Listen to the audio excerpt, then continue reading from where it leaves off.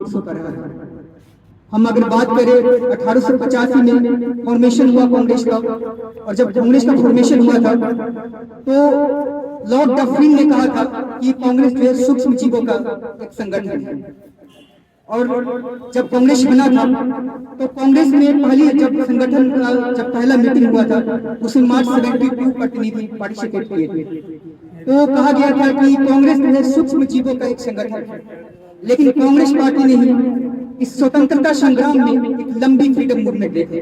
हमने 1905 में बंगाल पार्टीशन देखा, लॉर्ड कर्जन के द्वारा किया गया, और बंगाल के पार्टीशन के विरोध में हिंदू, मुस्लिम, सिख, ईसाई सभी ने मिलकर यहाँ पे लड़ाई लड़ा। बंगाल का पार्टीशन लॉर्ड कर्जन के द्वारा किया गया और उन्होंने कहा कि हम प्रशासनिक हवाला दिया था। उन्होंने कहा कि एडमिनिस्ट्रेशन को कंट्रोल करने के लिए हमने ये किया है। लेकिन जिस तरह से उन्होंने फूट डालो और शासन करो की नीति अपनाई, जिसको बोलते हैं डिवाइड एंड रूल, तो डिवाइड एंड रूल की पॉलिसी अपना के यहाँ पे हिंदू और मुस्लिम के बीच में एक लड़ाई लड़वाना चाह रहे हैं, जिसको हम फूट डालो शासन करो की व्यवस्था कहते हैं। तो लेकिन हमारे देश के उस टाइम जो हिंदू मुस्लिम लोग थे उन्होंने एकता के साथ लड़ाई लड़ी और बंगाल के विभाजन के विरोध में स्वदेशी मूवमेंट चलाया, जिसको बंग आंदोलन के रूप में हम लोग जानते हैं। हमने चंपारण सत्याग्रह देखा जो बिहार की धरती से शुरू होता है। बिहार जाना जाता है लोकतंत्र की जननी कहा जाता है बिहार, क्योंकि बिहार में सबसे पहले डेमोक्रेसी यानी कि लोकतंत्र जमहूरियत जिसको बोलते हैं आई थी, लिच्छवियों के द्वारा बसाया गया था वैशाली की धरती पे। वैशाली की धरती पे लिच्छवियों के द्वारा सबसे पहले डेमोक्रेसी आई थी। इसको हम बिहार में अगर बात करें तो 3 जो महाजनपद थे, इसमें सबसे बड़ा महाजनपद मगध महाजनपद।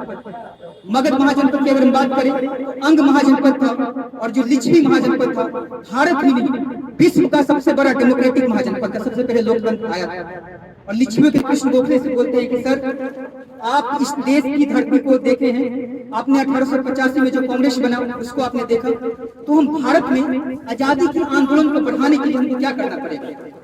तो गोपाल कृष्ण गोखले बोलते हैं कि आजादी के आंदोलन को बढ़ाने के लिए आपको किसानों का मुद्दा और मजदूरों का मुद्दा उठाना पड़ेगा, कि किसान भारत में 95% है, मजदूर वर्ग। तो गांधी जी का पहला सत्याग्रह जो मुद्दा है किसानों का मुद्दा है, और गांधी जी का जो दूसरा मुद्दा है मिल मजदूर आंदोलन, अहमदाबाद मिल मजदूर स्ट्राइक के खिलाफ। तो गांधी जी जब सत्याग्रह की शुरुआत करते हैं तो 2 लोगों को टारगेट करते हैं, एक किसान वर्ग और दूसरा मजदूर वर्ग, एक फार्मर क्लास और दूसरा लेबर क्लास। क्यों? क्योंकि उस टाइम आप सत्ता को नीचे गिराने का पावर रखते हैं।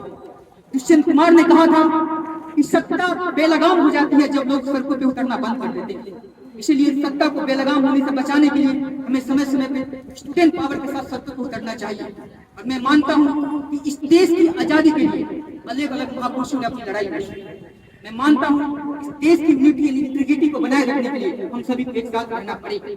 हमारा वर्ल्ड प्रेस फ्रीडम इंडेक्स में बहुत ही बुरा स्थिति है, 157 रैंक है हमारा वर्ल्ड प्रेस फ्रीडम इंडेक्स में। वर्ल्ड हैप्पीनेस इंडेक्स में हमारा रैंक खराब है। उसके बाद हम देखते हैं वर्ल्ड पासपोर्ट इंडेक्स में हमारा रैंक खराब है। सिर्फ आज यहाँ पे खड़े होकर राष्ट्रीय गीत गा के देश हमारा सबसे न्यारा, हम बहुत बड़े देश की डेमोक्रेसी है, हमारा लोकतंत्र देश का सबसे बड़ा रिटन कॉन्स्टिट्यूशन हमारे देश का है ना, सबसे बड़ा रिटन कॉन्स्टिट्यूशन हमारे देश का है। और हमारे देश के कॉन्स्टिट्यूशन में अलग अलग देश ने अलग अलग चीजों को एडॉप्ट किया है, यूएसए से एडॉप्ट किया है, कनाडा से एडॉप्ट किया है, अलग अलग चीजों से। तो हमारा देश का जो कॉन्स्टिट्यूशन है वो एक्चुअली डाइवर्सिटी से मिलकर बना है, विविधताओं से मिलकर बना है।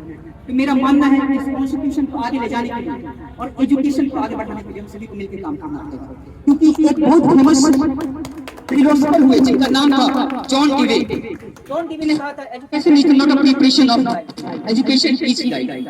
शिक्षा जीवन जीने का एक जरिया नहीं है, शिक्षा ही जीवन है। तो हम सभी को एजुकेशन बिल्डअप करना पड़ेगा। पढ़ाई का मतलब नहीं सिर्फ रट्टा मारना होता है। अगर आप इतिहास पढ़ रहे हैं तो उसका अंडरस्टैंडिंग बिल्डअप करना पड़ेगा। क्रांतियों का आंदोलन के पीछे क्या कारण था उसको जानना पड़ेगा। तो मैं मानता हूँ कि आज हम सभी इंडिपेंडेंस डे को मना रहे हैं, और इस इंडिपेंडेंस डे को स्वतंत्रता के रूप में एक नया पहचान देने के लिए हम सभी को मिलकर काम करना पड़ेगा।